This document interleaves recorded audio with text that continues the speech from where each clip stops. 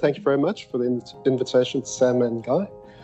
So I'll be talking about environmental DNA and assessing biodiversity. So if we think about eDNA, we really think about bits of DNA, as the previous speaker spoke about, being released into the environments. These can take all sorts of forms. So I'm sure many of you are familiar with this. If we've all been through COVID together, where we're sneezing and we're aware of people behind us sneezing with bits of DNA floating all over the place. So I'm sure we're all quite familiar with what we're talking about, but it's when there's some form of DNA being released into the environment. And for conservation and ecology, we're able to capture that eDNA and actually study the ecosystem. These are some of the papers you may or may not have seen. So we're seeing all sorts of new applications for environmental DNA, where you might be looking at species richness, for example. You might be looking at some sort of agricultural stressor on a freshwater community, or you're looking to harness DNA to improve environmental management, which I guess most of us here today are interested in for conservation. And a real turning point in the field came about when the Environment Agency in the UK decided that a DNA-based method such as eDNA could be used for evidence, for saying, can we manage fish in a certain way? Can we use environmental DNA instead of going out and capturing these fish and euthanizing them? And what they found with this study, this was about 2014, I think. I was in the UK at the time, and we were starting to work on eDNA. And the Environment Agency came up with a study. They went out and they looked at these various fish species, and they found that eDNA was a better tool than going out and trying to fish for these species in one of the lakes that they were studying. And really moving to a situation where this is me when I was younger and skinnier, going out in the field in Bali, I think it was, using nets and fishing for species, where today we're able to capture DNA and evidence from those species in a water sample. So my talk today is going to be heavily focused on water, so I apologize for that, but please don't get caught up on the substrates. You're able to assess eDNA from a bunch of substrates, including air, which is some of the new papers that are coming out. But most of my talk will focus on water eDNA studies. And this is from the UK. We had a working group on eDNA, a whole bunch of people involved, including government organisations. And this was a great thing to be involved in, to actually see the questions that the stakeholders were asking, and to be able to inform our studies based on the information that these NGOs or, excuse me, government organisations needed or required from us. We then went out to Indonesia. We ran an eDNA workshop out there, which was fantastic. So there's a bunch of people in that image. One of them is really the founder of eDNA. So we've got two people there, Eric Koisak, who's a bioinformatician, who's also been heavily involved in eDNA from the early days. And this was really a great study to be involved in. One of our earlier papers, so this is a review. If you're interested in this field, you can check it out, published in Tree quite a few years ago now, but this sort of covers the background information you might require if you're interested in using eDNA.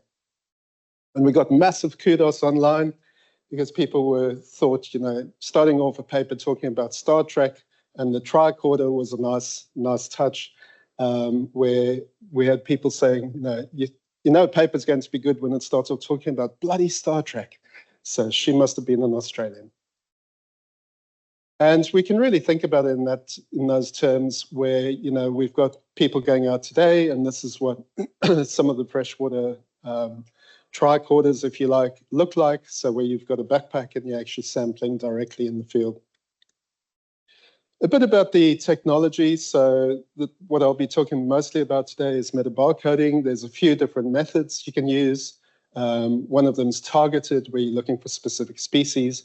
But I'll be talking more about broad-scale sequencing technologies, which we refer to as metabarcoding.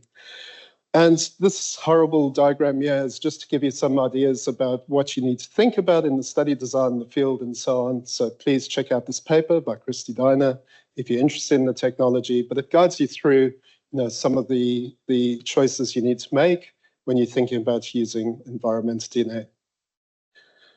The terminology that we will talk briefly about is targeted approaches. So, for example, I think the next talk perhaps uses a targeted approach where you're looking for platypus, for example. Metabarcoding, where we using bits of DNA as a barcode, if you like, to be able to look for specific groups of organisms. Or metagenomics, where you're just sequencing everything that you're able to capture, every single bit of DNA from an environmental sample. And this little infographic on the right-hand side, isn't it fantastic? AI, goodness me, whipped it up in a minute this morning while I was trying to get this talk together. I was quite impressed. It looks quite good. But I suppose the one thing that it messed up is when you're thinking about targeted, you're really thinking about an individual species and then scaling up to metagenomics, where you can have hundreds, if not thousands, of taxa that you are able to recover. This is a nice early study using metabarcoding that I like to refer back to. So this is by Mike Statt, who's at the University of Newcastle in Australia, where they took a bunch of water samples from Coral Bay, and they were able to build this lovely tree, this tree of life sort of diagram using various metabarcodes, or sort of barcoding regions of DNA. When I mentioned I was in the UK, so one of the studies I was involved in, this was my PhD student, Alice, and some of my other research is interested in biodiversity in Southeast Asia. So this idea of, you've got this megadiverse region, how has this biodiversity evolved? And can we use eDNA as a complementary tool to be able to answer some of my research questions? So Alice went out and she did a bunch of sampling across Southeast Asia. I joined in the field. It was fantastic. We ran a workshop, etc. This was probably back in about 2013, 2014 or so. And some of the questions we're interested in was the distribution of eDNA. So, within a lake, have we got stratification within that lake? Are we seeing eDNA distributed evenly across the lake or not? And the take-home answer is no, you don't. You do have stratification, so you need to really think about your sampling design. But we were able to recover quite large amounts of DNA and various species. So on the left-hand side, we've got a map of our sampling locations. On the right-hand side, some of the metabarcoding data. You won't be able to see many of those species, but there's a bunch of fish and various crustaceans and so on. But importantly, for places like Lake Toba, that you have many introduced species and aquaculture species, we recovered a single taxon from transects across this lake. So it's really starting to inform us about how invasives are impacting on ecosystems. This is another metabarcoding marker where we're able to recover a bunch of other species. So we've got things like arthropods, various bacteria, and so on, up to vertebrates. And from the water samples we're taking, obviously capturing eDNA from around that water system, whatever the lake or the river is, and we're able to recover certain high priority conservation species, such as the abandoned linsang, for example. But we're also able to look at human impacts, such as pollution gradients, and so on and so forth as well. So I'm just going to give an overview of various studies we've been working on. Many of these are from overseas. I do apologize for that. But just to give you sort of some ideas about what environment DNA data can be used for, some of the questions. More recent work we've been working, this is a long-term study on the Conwy River system in North Wales, where we've been sampling over a whole bunch of time points across the year. Excuse me. On the top left, the light blue bars, you can see with the little fish next to them, that's salmon, so Atlantic salmon, where you've got them in the sort of the upper catchments, and then obviously in the lower catchments, you're not picking these up so much. Brown trout and various other species. So you're really getting these gradients across this river system where you're picking up priority species with this environmental DNA data. On the right, this very nasty looking figure, what we're really trying to get a handle on here is what are the drivers? So what drivers are we seeing are important for the distribution of these various groups? So we've got the vertebrates at the top, the invertebrates, and then some of the indicator species down the bottom, these so-called EPT taxa that you can use for biodiversity assessment. And we're able to see, in red, you've got the significant drivers, so distance from the lake, obviously being one of the main drivers for most of these organisms. We've gone out and looked at the various river systems in the US as well, and also in Europe. So we're trying to get a handle on these drivers that are driving or shaping ecosystem function. The nice thing about the eDNA that people are using it for now is trying to use it for population genetics. So this is brown trout from that study system I just showed. The different colors are different parts of the river system. So we're able to recover haplotypes that are informing us on the distribution or the migration of these fish within a single river system. So that's been a nice development. This is Luke Holman. So he was a PhD student with us in the UK, where we're looking at comparing eDNA from water and from sediment to try and understand how long the eDNA is surviving. So we see around 2 weeks. I mean, there have been lots of studies on Aquaria, for example, where you get this sort of peak and then dissipation of the eDNA signal after about 2 weeks. So it does seem to decay pretty rapidly. So in some cases, 2 to 3 days. So, you can think of it as real-time signal, if you like, with some delay. But obviously, if you've got a fish down the bottom of the lake that's dead and it's giving off lots of eDNA, then there's all sorts of complications that may come into it.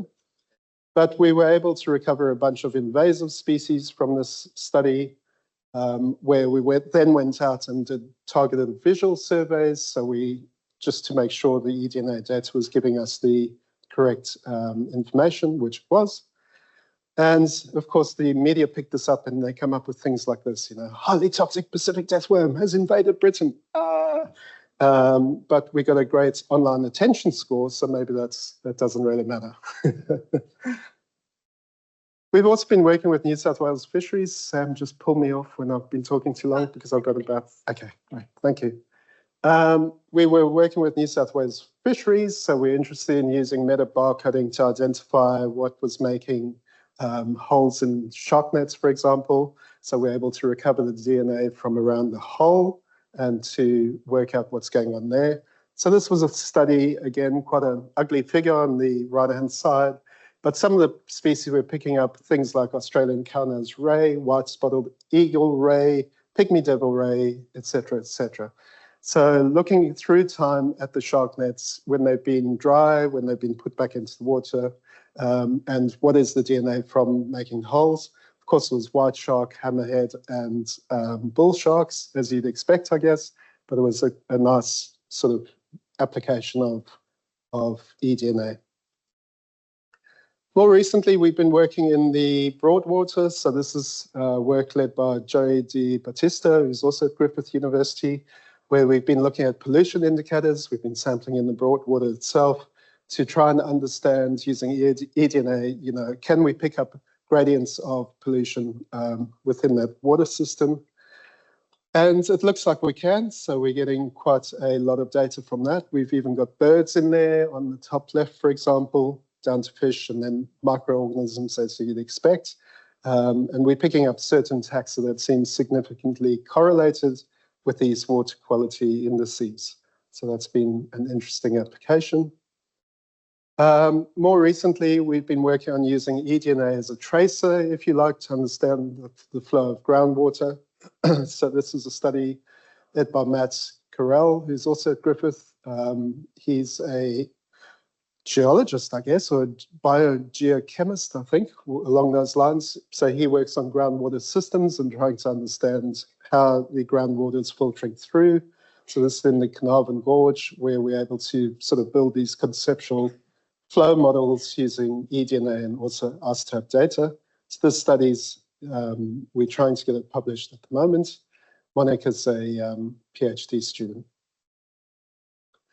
I think where the field's really moving is, we've got this from quite a few years ago now, but we've really got this portable genome sequencing applications, such as the MinION, which is shown in a small little device, where you can sequence a whole genome using that device if you plug it into your laptop, basically, where they're using it for Ebola, for example. We're moving to where they are measuring biodiversity from DNA in the air. So, people have gone around zoos collecting air samples and they're able to recover most of the species within that zoo, for example. So I think the reality is really where we will have deployment of these tools in real time. The problem really being, you've got as the previous speaker mentioned, you've got massive amounts of data that's being generated, and being able to filter and actually statistically analyze that data in real time is challenging. So really, thank you very much for listening. I guess the take-home messages really are, my PhD supervisor always used to say to me, and it used to drive me nuts, whenever I asked him something, he'd say, it depends on the question. It really does depend on the question, which tools you're using. Is it are you trying to amplify a single species? Are you trying to get many species? Are you trying to understand what's going on in the ecosystem? Are you only interested in inverted commas, in koalas or whatever the case may be? It really depends on the method you're using. I've spoken nearly from the whole time about water, so please don't think it's only water. It could be air, it could be leaves. People are taking saliva from leaves. They're able to recover what species are feeding on those leaves. They're able to take air samples. I mean, people have done crazy things like collected snow footprints in the snow to work out is it snow leopards or whatever the case may be. So it really does depend on the question, I suppose. Is it quantitative? This is a massive question that everybody's interested in, and I guess that's the holy grail of eDNA. Can we get to where we're able to say you've got so many of that species?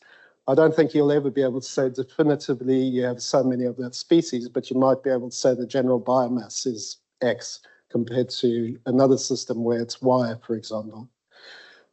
Service providers are out there, so if you're interested in using the method, EnviroDNA, just a plug, is an Australian company, of course.